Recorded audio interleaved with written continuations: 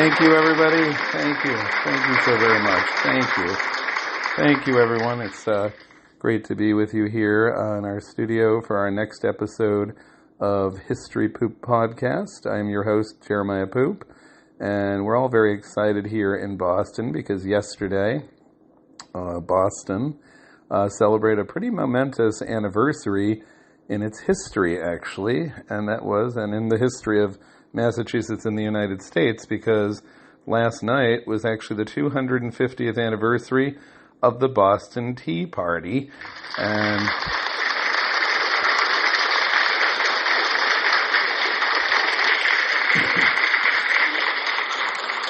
it's just such a pivotal moment in history in America. I think a lot of Americans, ironically, don't really know what it's all about. I mean, there seems to be a misconception that they didn't want to pay taxes, and that wasn't really the case. What they objected to, of course, was taxation without representation in Parliament. Actually, Parliament had begun taxing them without giving them any representation, and they felt strongly that the only bodies, legislative bodies entitled to tax them were their own local legislatures, the colonial assemblies. They also resented the interference of Britain with, the local autonomy of Massachusetts and its affairs, and also the East India Company, which was one of the biggest companies in Britain, had been given a virtual monopoly on the tea trade. So it was just really a perfect storm. And apparently they had a big meeting at the Old South Meeting House. About 100 or so people disguised themselves as Mohawk Native Americans. I'm not sure why exactly they chose that. It certainly, makes it a bit problematic today in terms of reenactments. Like last night, there was a massive reenactment of the Tea Party in Boston, where they had a meeting at Old South Meeting House and then marched down to the waterfront to throw the tea overboard, as they did that night. But obviously you did not have people donning Mohawk outfits. That would not really fly today, and probably shouldn't have flown back then either, But they chose that. I wish it had been more of a Mardi Gras goblin kind of thing, but hindsight is always 20/20, I suppose. They feel that the disguise was chosen, though, for a couple reasons. Some historians theorize that they were basically thumbing their nose at Britain by picking Native Americans as a symbol of America, and that their loyalty was to America. I don't know if that's true or not, but the chief reason seemed to have just been a disguise to protect their secret identities from the British, and it seemed to work because 250 years later we're not exactly sure who those quote-unquote Mohawks were, although we do have our suspects, including Paul Revere, who was kind of the Forrest Gump of colonial America, if you will. He just seemed to always be around whenever something big was happening. Apparently, the crowd attendance was huge. An estimated 5,000 to 7,000 people turned out. I mean, it was roughly 30% of the population of Boston that turned out for the Boston Tea Party to watch as these 100 or so Mohawks boarded 3 ships, the Nina, the Pinta, and the Eleanor, the Dartmouth, and the Beaver, and they dumped 342 crates of East India Company tea into Boston Harbor. Now, I'm not sure what that would be in British pounds today. Probably be easy enough to look up, but in U.S. dollars, they had just destroyed almost $2 million worth of British tea. And when the British Parliament found out about that, about a month later, that was about how long it took to get news across the Atlantic to London back then, when Parliament found out, they were pretty upset about that. Yes, Parliament was not amused, and so they had some retribution. They took action against the colonies and imposed some disciplinary measures. For one thing, they closed the port of Boston, basically destroying its economy. And they also put Massachusetts under the rule of the British military, which not only outraged Massachusetts for this violation of their colony's sovereignty, but it upset the other 12 British colonies in America as well, because they started feeling, if the British authorities can do that to Massachusetts, they can do that to all of us. So I think the revolution may have become inevitable right then and there. And for the last 250 years, the Tea Party has basically been used by people on both sides of the political spectrum, right and left, to promote their ideas and say that whatever protests they have, the founders would agree with, and it's comparable to the Tea Party.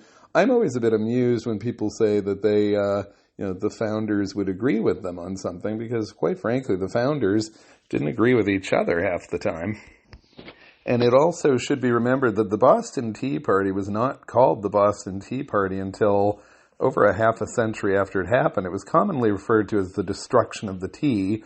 And, the name Boston Tea Party doesn't seem to have emerged till around the 1830s, which is really when it starts getting celebrated again. It had been a big deal. John Adams had written about what an important event it was, but a lot of people did not want to talk about it in the intervening decades because they felt, this was a lawless bunch of, rioters basically destroying private property. But eventually the Tea Party did come back into its own and kind of was used as something to galvanize people, who whenever they felt like they were opposing any form of tyranny, and it remains an iconic event to this very day.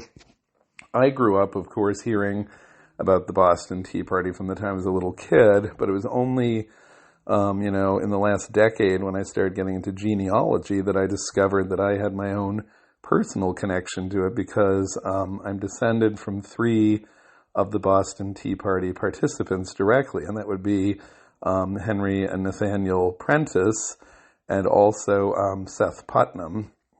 And Seth Putnam was one of the younger participants in the Tea Party. I think a lot of people today just picture Boston Tea Party as just being a bunch of, white guys of English ancestry, but actually, so many people, as happened all too often, kind of got written out of the story, because there were people of Irish and French and Portuguese and, yes, African descent there. There were quite likely some free people of color participating, and I would love to learn more about them. I've lately been trying to research more about free people of color and, of course, enslaved people of color as well in Boston, just to learn more about that. It's hard to track down a lot of info because, as I said, these people were marginalized and written out of the story quite unfairly, and it's only now that people are trying to kind of reconstruct the important contributions they made. We've just recently learned about a fascinating woman. I think a really good example is a woman who lived in the late 1600s in Boston, Zipporah Potter Atkins, and she was a free woman of color.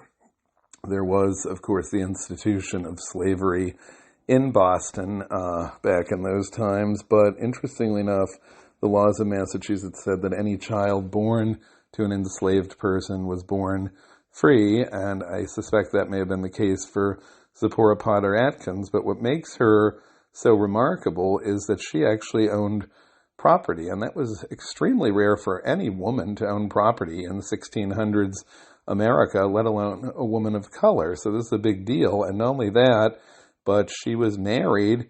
Her wedding ceremony was performed by Reverend Cotton Mather, who was one of the most prominent figures in Massachusetts society then, and generally speaking, he would usually only officiate at weddings of very socially prominent individuals. And Zipporah Potter Atkins also was very good friends with the Royal Governor William Phipps and his wife as well. So I think a lot of historians would love to know how did this woman become such, rise to the top echelons of Boston society in a time when people of color were, so hindered in every effort to try to advance.